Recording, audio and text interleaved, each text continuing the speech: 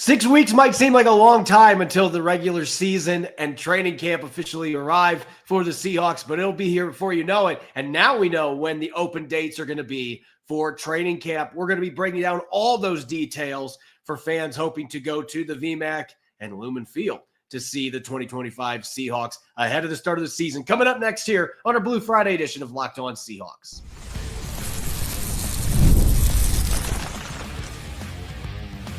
You are Locked On Seahawks, your daily Seattle Seahawks podcast. Part of the Locked On Podcast Network, your team every day. Greetings, 12. This is Corbin Smith, host of the Locked On Seahawks podcast, your daily Seahawks podcast, part of the Locked On Podcast Network, your team every day. Glad to be joined by my co-host, Nick Lee, for this Blue Friday episode. And a special thanks to each and every one of the 12s tuning in, whether you are in Ridgefield, Washington, or Huntsville, Alabama. Thank you for making Locked On Seahawks your first listen 5 days a week. We greatly appreciate it. Now that we're done with OTAs and minicamp and we are in the dead zone period between off-season programs and training camps, we're going to bust out the trade machine, but we're going to let you, our valued listeners, make the proposals. As if you're John Schneider, we'll be discussing and debating those trade proposals, and we've got a spirited game of over-under coming your way as well. This episode is brought your way by Game Time. Download the Game Time app, create an account, and use the code LOCKEDONNFL for $20 off your first purchase. Now for your lead story here on our Blue Friday edition of Locked On Seahawks.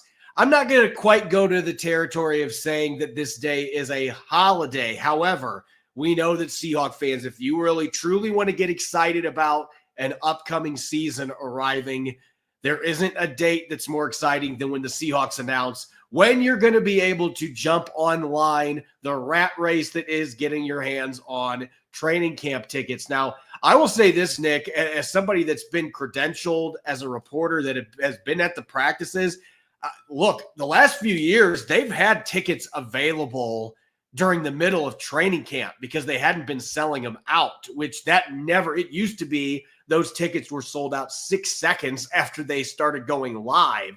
And it hasn't been that way the last couple of seasons. So I'm hoping that excitement starts to come back a little bit where you're going to see the berm full of fans. There were a lot of practices last year where there was a more green than fans, which that has been atypical when it comes to Seahawks training camp. But nonetheless, Seattle releasing those dates. And Nick, I know that you've had the opportunity to be there before. Before I was a reporter, I got to be on the berm a couple of times.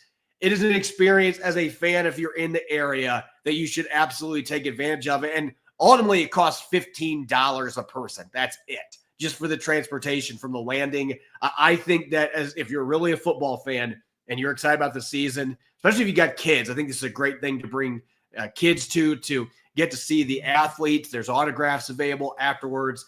I think the training camp practices, it should be a hot ticket for the Seattle Seahawks.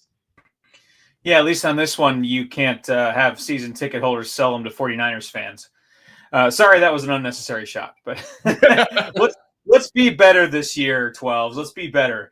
So July 23rd is the first day, of course. So, next Tuesday, the 17th, I believe at 10 a.m. is when they go on sale or, up for grabs. And, of course, this is an exciting time. And like you said, I got to go, I think it was in 2018. I got to go, or 2017, and that was a lot of fun. I've been meaning to get out there recently, but that was because you get right up close to the athletes. And I learned that as a man who is less than 5'10", I'm going to call myself 5'9.5". The 5'11" listing or whatever was on Russell Wilson's page was a lie. He's probably 5'9.5", 5'10" without cleats on. So I'm like, I'm not that much shorter than Russell Wilson. But you can get that close, so that's a lot of fun. So July 23rd is the first season ticket holder day. And then July 25th is really the true quote open day. And so, yeah, two days right there in the few weeks or the first few days of training camp, late July. So we're talking, we can officially say next month football starts in a way. I always like saying that whenever like a big trip is coming, when that previous month turns technically I can say next month we're going to Disney World, even though it's 6-7 weeks away.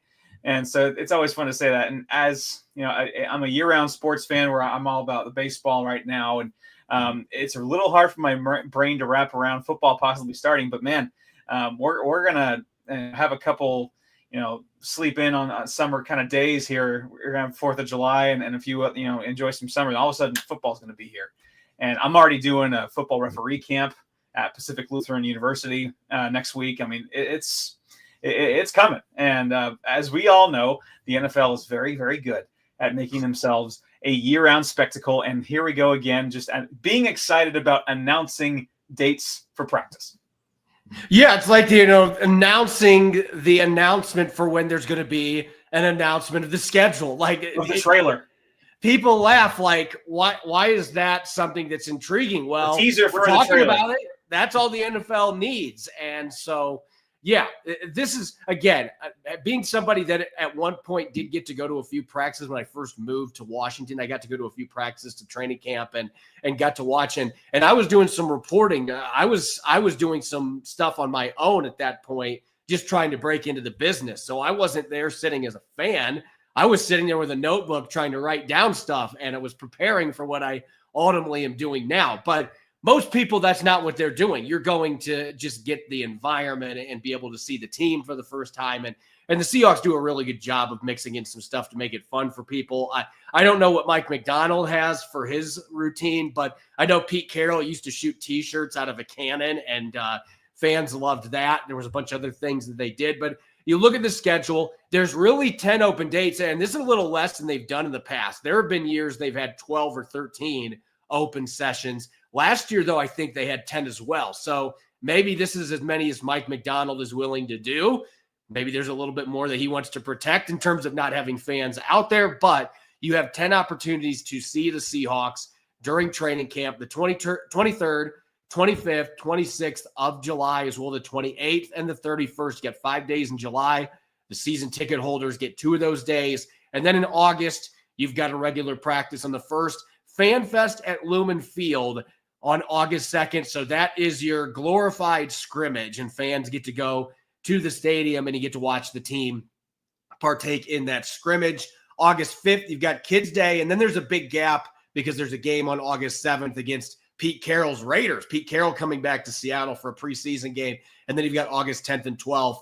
Those are the last 2 dates for open practices. And most of these are going to start at 1 o'clock. There are 2 practices that have a 9:45 a.m. start. So you need to get to the landing bright and early for those practices.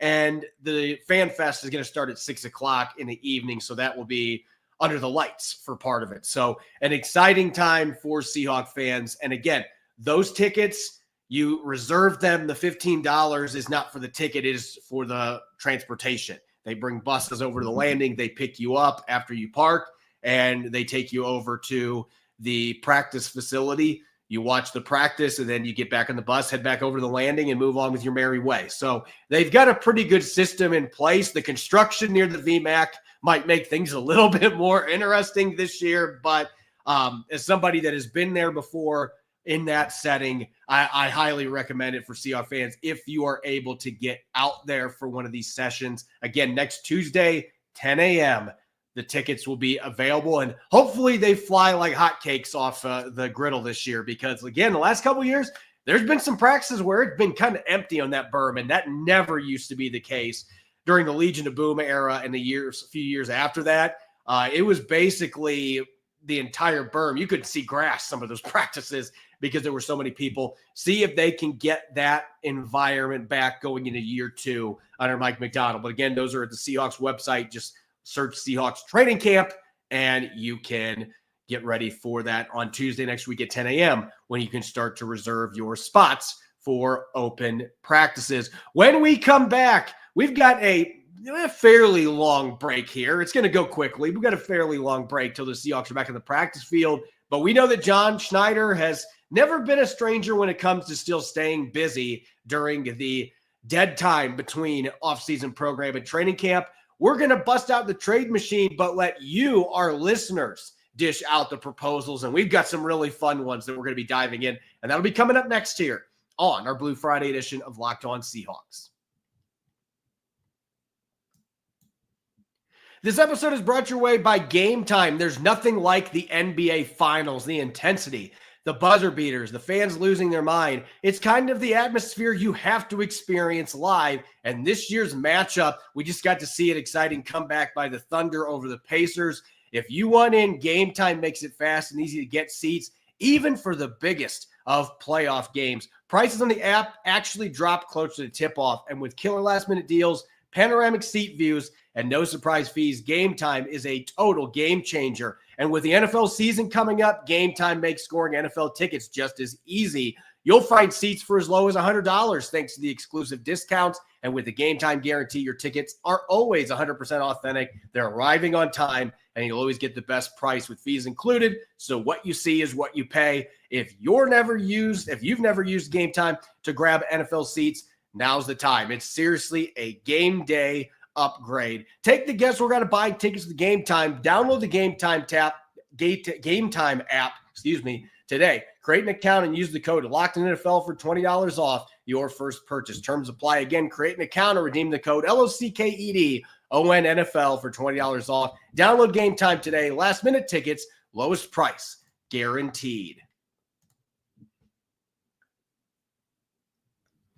Welcome back to the Blue Friday edition of Locked On Seahawks. I'm your host, Corbin Smith. He's Nick Lee. A special thanks to all the 12s who are tuning in, and thank you as always for making Locked On Seahawks your first listen 5 days a week. We greatly appreciate it.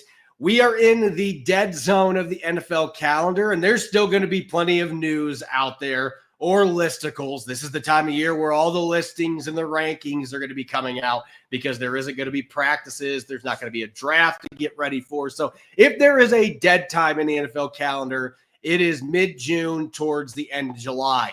But it's going to go quickly, and Seahawks fans should know that John Schneider, he's one of the general managers out there that doesn't necessarily rest during this time period. He's trying to get extensions done. Sometimes he's looking into trades. He's made a few trades this time of year, signing free agents, bringing guys in for workouts. None of that stuff stops at the VMAC. They are always looking for ways to improve their rosters. So keeping that in mind, we had the trade machine about a month ago, Nick, and it was you and I dishing out proposals. We had several of our listeners that messaged us on social media, hey, can I send a trade proposal? We decided to open up the trade machine for our listeners playing the general manager role. And we're going to dive into 5 or 6 of those here right now, Nick, and discuss and grade these trades out. And we've got some real fun ones. Our first one here is coming from Lee LaRiviere on X. And this is the just most straightforward. Seahawks acquire Garrett Wilson. New York Jets get a first-round pick. And some fans are going to say, wait a second, the last time the Seahawks traded a first-round pick or 2 to the Jets, we know how that played out. But Garrett Wilson would be back with Jackson Smith and Jigba. Those 2 guys had great college careers at Ohio State.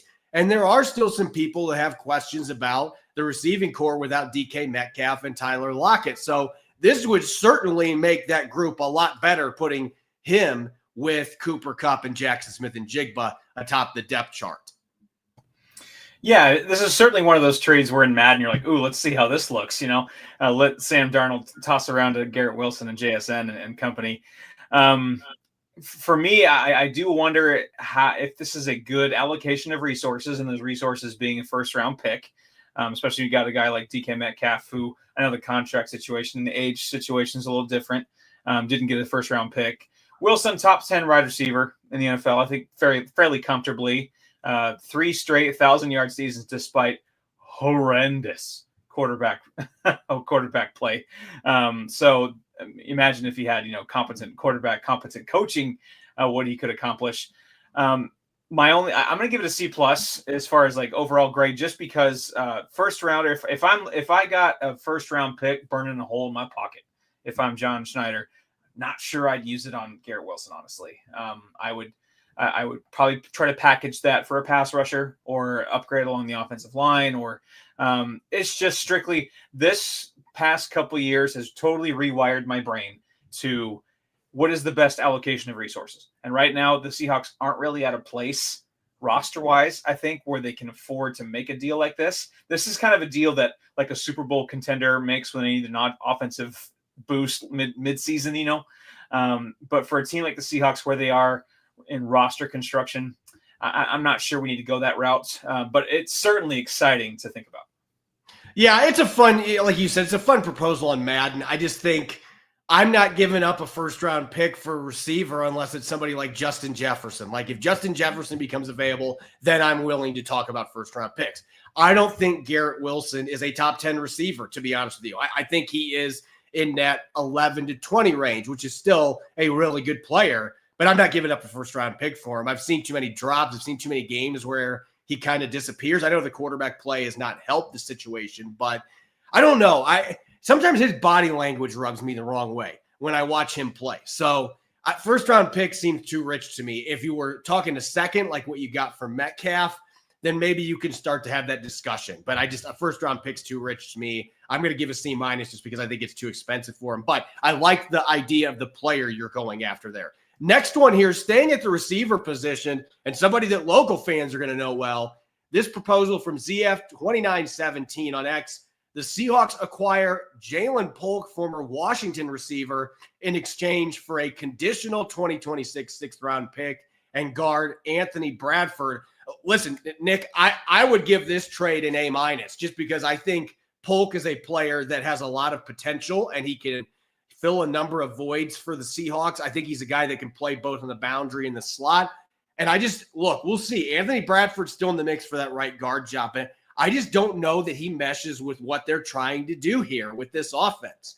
Maybe he'll surprise me. The team has said he looks thinner. I think he looks a little bit leaner too. So maybe he ends up surprising. But this would be a chance to move on from one of those guards that you have and bring in another receiver that can help boost that position group, another guy that's got some ability to create after the catch. That'd be a good fit for Clint Kubiak's offense. So I'm giving this one an A-. I actually really like this trade proposal. Yeah, and you got a guy who's just a second-round pick, 2 seasons ago? Well, he had a rookie year last year. And for me, Anthony, sorry, no offense, but, Anthony Bradford plus a 6th-round pick, that is nothing for Jalen Polk. That is you're getting Jalen Polk almost for free. Let's be honest. I'm not high on Anthony Bradford. I'm not. And 6th-round pick, you can throw those. Those are a dime a dozen, really. Yes, he had a very underwhelming rookie season. The Patriots had a very underwhelming offense for most of the year. And yeah, local ties for sure is an exciting aspect to get him in with. It's the local tie receiver room with Cooper Kupp as well. That could be really fun and untapped potential. Former 2nd-round pick, you get him for basically, again, nothing. Sign me up. Solid A. I hand you back that paper with a solid 96% on that test. All right, let's get to the one that you and I, before the show, we could not wait to talk about this one because for whatever reason, this rumor is not going away right now. And so we've got a proposal to go off of that. And this one's from Axel MTG on X. The Cowboys send Micah Parsons to the Seahawks in exchange for Reek Woolen and Boye Mafe. This is my opinion. I'm interested to see what you had to say on this front, and I'll add more once you've had a chance to weigh in. But I think that this would be a trade. If the Cowboys were willing to take this, I'm doing it in a heartbeat. I'm making this deal in a heartbeat. But I see no way the Dallas Cowboys are not pulling the trigger without at least getting a 2nd-round pick with the players here. That's how good Micah Parsons is, and that's how elite he is. So I love the idea, and if this is the trade that they could pull off, it would be an easy A for me because Micah Parsons is one of the elite in the NFL, and he's played with Adam Durde before in Dallas, so he knows him. He's played with – imagine him and DeMarcus Lawrence being back together after some of the comments that DeMarcus Lawrence made and the X beef. But I just think, look, if you could trade those 2 players that are on expiring contracts to get Micah Parsons and that's all you had to do – look, I know you're going to have to pay him, but he's a guy that's worth every penny that you're going to pay him. The Cowboys don't clearly think that right now. I don't think that the rumors here make much sense to me. There's no way Jerry Jones is letting him get away.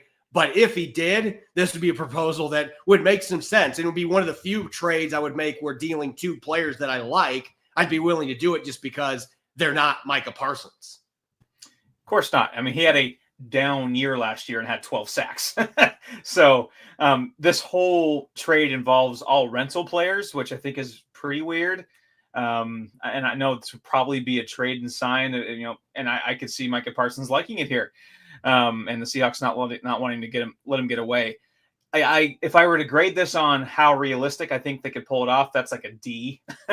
But as far as if the Seahawks were able to pull this off, and I'm grading how the Seahawks came out of this deal, A+. So you're getting one of the premier pass rushers in the entire NFL for two players who are not, playing to Pro Bowl standards at the moment. Boye Mafe, I'm a little higher on as far as where he's at currently. Reek Woolen, obviously, the sky's the limit physically, but both those guys have a lot to prove coming up in 2025. Micah Parsons does not. So yeah, A+ if the Seahawks pull this off, but as far as how realistic it is, it's not. Now let's look at one that I think is more realistic that would also bring you a big time talent. And it's a name that we've thrown around some here. T Wolfpacks on X. Seahawks acquired Trey Hendrickson from the Bengals in exchange for Uchenna Nwosu and a 2026 second round pick. And I know there's going to be some fans that say, whoa, wait a second. We have to give up a second round pick and a healthy Uchenna Nwosu.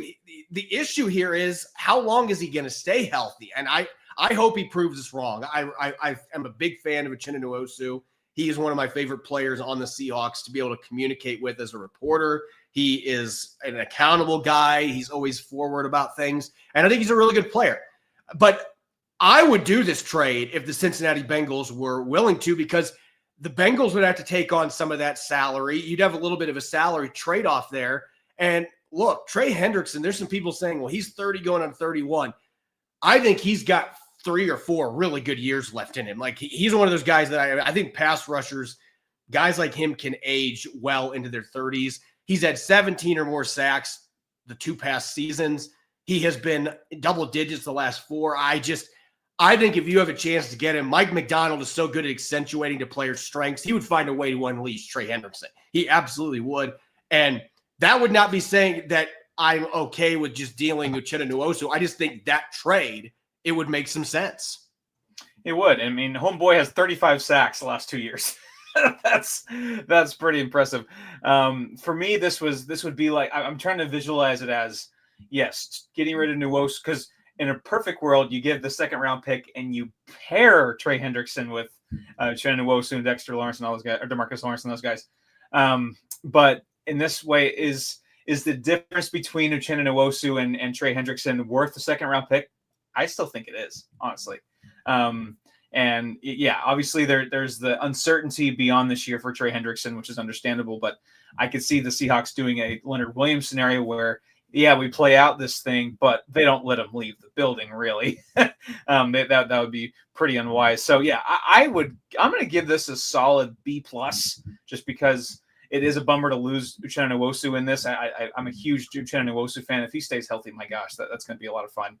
Just a great person, of course, off the field as well. But a second round pick plus him, that does hurt. But I do think the talent and upside of Hendrickson, and possibly him being a true cornerstone pass rusher for the next, hopefully 3-4 years in your system, I think that would be worth it. One more trade proposal that we got here, and I feel like this is one that kind of has to have multiple steps to it, but that makes it fun to talk about. And this one coming from Professor23 on X, who has a critter on his profile, so you win points with me, Professor23. Seahawks acquired tight end Michael Mayer in exchange for a 2026 4th-round pick. Now, got to remember, Mayer was a first-rounder coming out of Notre Dame. He was that caliber of a player. I actually think, if I remember right, the Raiders got him in the second, but he was a guy that was getting first-round buzz. Michael Mayer is a player who can do a lot of things really well, but I don't think there's one part of his skill set that jumps out as great or elite. And now they've got Brock Bowers in Vegas, and Brock Bowers has a bunch of things he does that are elite. So he's no longer the guy there at that tight end position. I think Seattle would be a good landing spot for him if you had moved on from Noah Fant before you made this trade. To me, there would have to be, maybe you get a 4th or 5th rounder or a 6th rounder even for Noah Fant so that you can recoup a day 3 pick and then you can flip something over to the Raiders. I think Mayer's a better fit than Fant for this offense, and putting him with Barner and Elijah Arroyo, I think you could have a really dynamic trio there at the tight end position. I think Mayer has more to give than we've seen in the field at this point. I would give this one a B+ if Noah Fant is not on the roster. If you still have Fant there, I'm wondering where's the fit? Like, how are you going to juggle all these guys? You can't have 4 of them there probably. So to me, this would have to be a multi-trade proposal here, starting with Fant moving somewhere else. Yeah, I agree. That's a good point. When I was thinking about possible with this trade, I didn't quite consider what would need to happen first with Noah Fant. That makes a lot of sense because you risk some redundancy in a lot of the tight end room. Looks like if you have Fant, Mayer, Barner, and Arroyo in there, but if you just get it to AJ Barner, Michael Mayer, and Arroyo, I think there's a lot of complementary styles going on there. And if you say 4th round pick for Michael Mayer, that's where you got AJ Barner and in the 4th round. So I right now Barner obviously has had more or had a better rookie year and has had a bit more productivity in his brief career. But there's a lot of untapped potential and the pedigree's there for Michael Mayer and Elijah Arroyo. I think we all kind of agree they're different tight ends. He's more of a receiver posing as a tight end at this point, which is fine. There's certainly some exciting things to happen with Arroyo, but I'm going to give this a good B- just because there's a bit of uncertainty in what you do around the tight end room. But I like some of the things I've seen with him in the run game too, blocking wise. So yeah, I wouldn't be necessarily mad at this. When we come back, we are going to shift gears. It's Blue Friday. We got to have a game. We're going to play one of our staples, over or under, with some 2025 season predictions. We'll get to those up next year on our Blue Friday edition of Locked On Seahawks.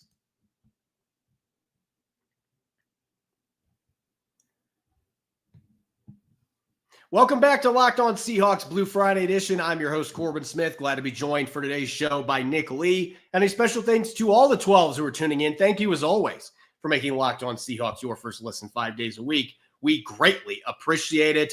As we do each and every Friday, we like to mix in games. And we are going to bust out one of our old staples, over or under. And it's really simple, Nick. I'm going to read off a statement, and you're going to tell me whether that player or coach or group of players, positional group, whether they are going to go over or under the statistic listed in that statement. So without further ado, let's get to it. And I'll admit, I'm excited about this first one here. Over or under 2.5 backs eclipse 350 rushing yards. Now, Nick, I put almost all of these with halves in them, because I'm going to make it you can't push here. I don't think half of a Kenny McIntosh is going to be an effective runner. So, no.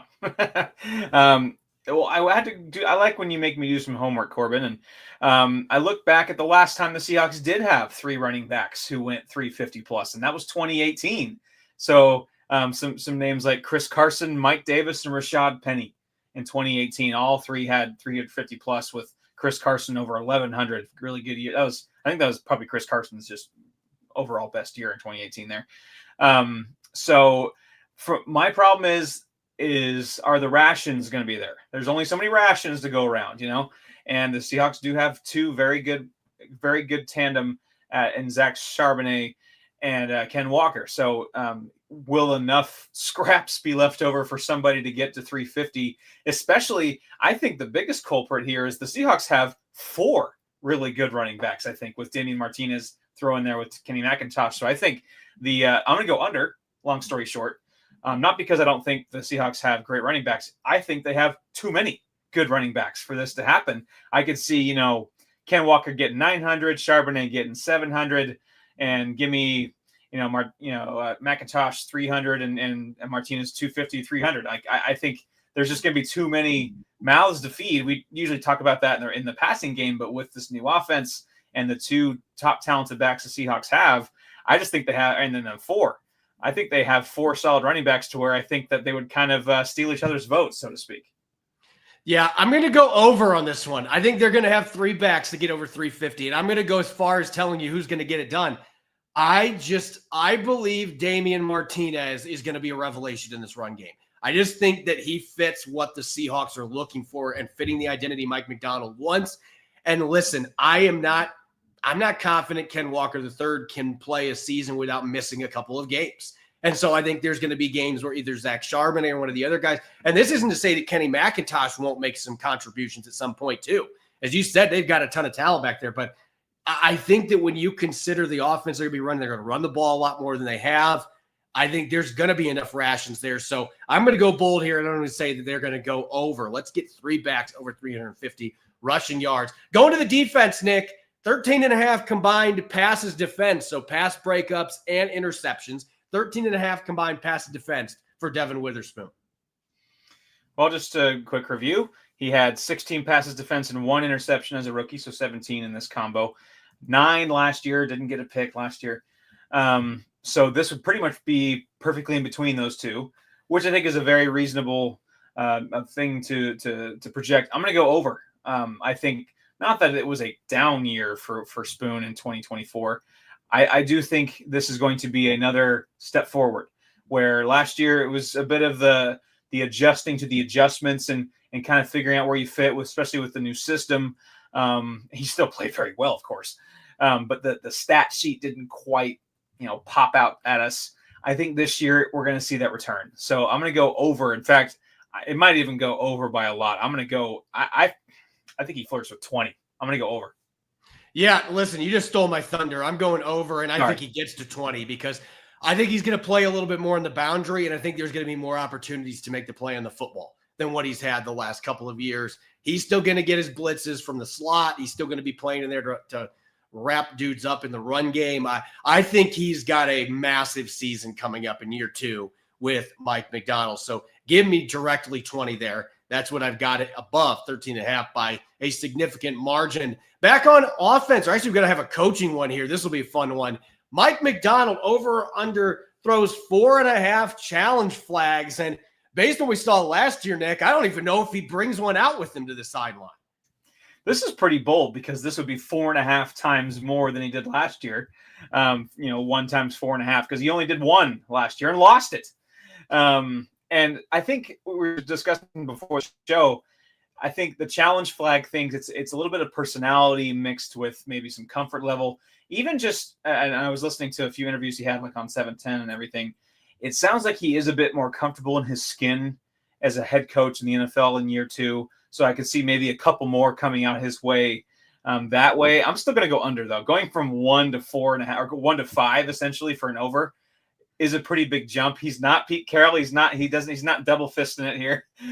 So I'm going to go under, but I do see more than 1, maybe 3 or 4. But it just seems like Mike Macdonald's personality and just the way he runs his team. I'm not seeing a bunch of red hankies flying everywhere. Yeah, I'm going to go under 2. I'm going to say that he has 3, that he triples it this year because I think he'll be a little bit more willing to do this. And maybe there'll just be more opportunities that seem obvious because the one that he did challenge, it was obvious that it wasn't going to be 1. So I'm sure he went back and talked to the people making that decision up top, like, what were you advising me on? So I think at that point, he probably was like, I'm not going to do this again. I think 3 is the sweet spot here. He is never going to be, bless Pete Carroll's heart. I kind of enjoyed this about him. There was sometimes just kind of this flippancy to him, like, you know what? I'm kind of bored on the sideline. Let's throw it and see what happens. Like, I can't see Mike Macdonald ever doing that. Like, that is not his style at all. So 3 is about the sweet spot for me. I don't see him ever being a guy that's going to be super challenge flag happy unless he just has a bunch of really obvious ones that happened in the same season. Going back to the offense, over under week 1 starter at right guard starts 14.5 games. I think it's been at least 3 seasons since this has happened at that position. Yeah, a lot of turnover, and the reason why I'm going to go under. The reason why I'm going to go under here for 2 reasons. The health is always a wild card here for sure. And you had 3 guys take over 100 snaps at right guard last year. All 3 are still on the roster. That position is by no means decided right now. You have all 3, the Laumea and Haynes and Bradford and all those guys in there. And it's not decided. That is still I still expect Christian Haynes, I think, to eventually win out. But even then, 14, if I took the over, he'd only miss 2 games, basically. If I'm assuming he's the week 1 starter. I'm going to go under just by football's weird. Offensive line's hard to keep everyone healthy all season. I still think Christian Haynes probably, if I had to place a bet on who would get the most starts right now, I would say Christian Haynes. He would reach double digits. I'm not sure 14.5 is in the cards. I'm going to go under just by pretty much sheer randomness of health and luck. I'm going to go over. I think Christian Haynes wins the job midway through training camp at the latest. And I think he does what he did at UConn. He stays on the field. He's durable.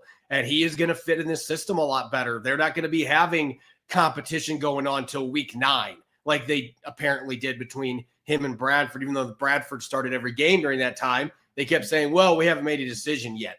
There's going to be a decision, and it's going to be Christian Haynes. And I think he's going to be durable. And I think he's going to start the vast majority of games for the Seahawks. So maybe I'm overconfident on that, but I think that it's his job to lose in this system, and I think John Benton really likes his traits.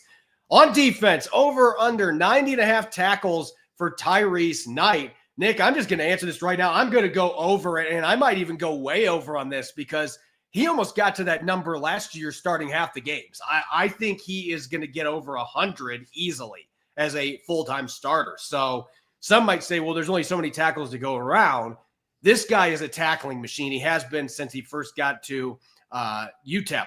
The guy just makes plays, and I think he's going to continue doing that in the middle next to Ernest Jones.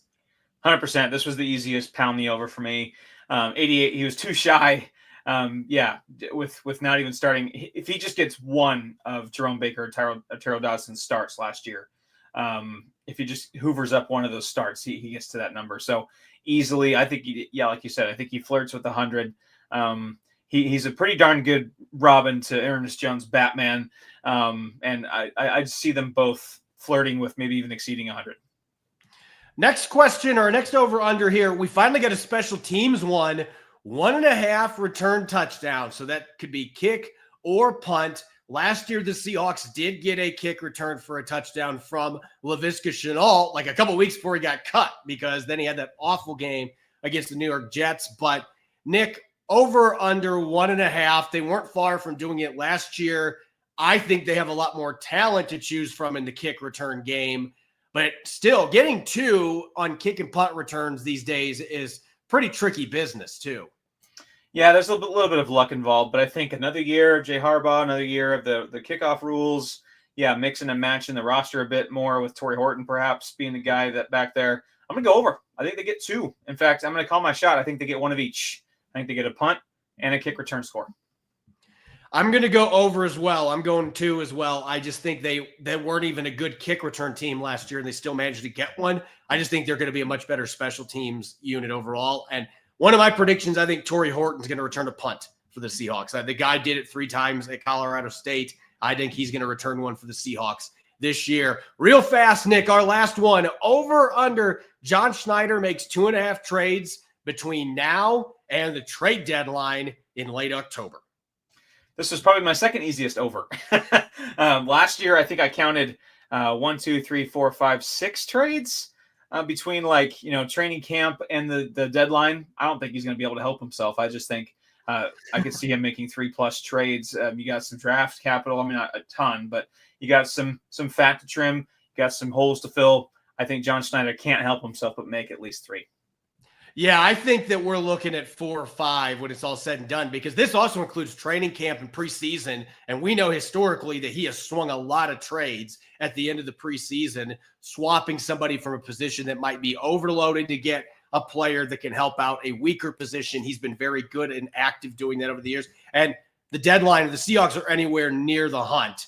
John Schneider's always looking for ways to get his roster better, and they're going to have a lot of cap space to work with. So I expect a lot of activity from John Schneider between now and the end of October. As always, you can follow me on X and Blue Sky at Corbin Smith NFL. You can follow Nick at Nick Lee 51. Make sure to subscribe to Locked On Seahawks on YouTube and wherever you get your podcast to make sure you don't miss a single episode. When we return on Monday, I know it might be hard to believe, but it's time for us to start our 90-player countdown already, because if we don't start, we aren't going to get through our 90 players. That's how close football season is. We're going to be diving into 5 players to start off the list. It is listicle season after all. and we're going to start diving into some positional analysis as well. Make sure to listen in and enjoy your weekend. Go Hawks.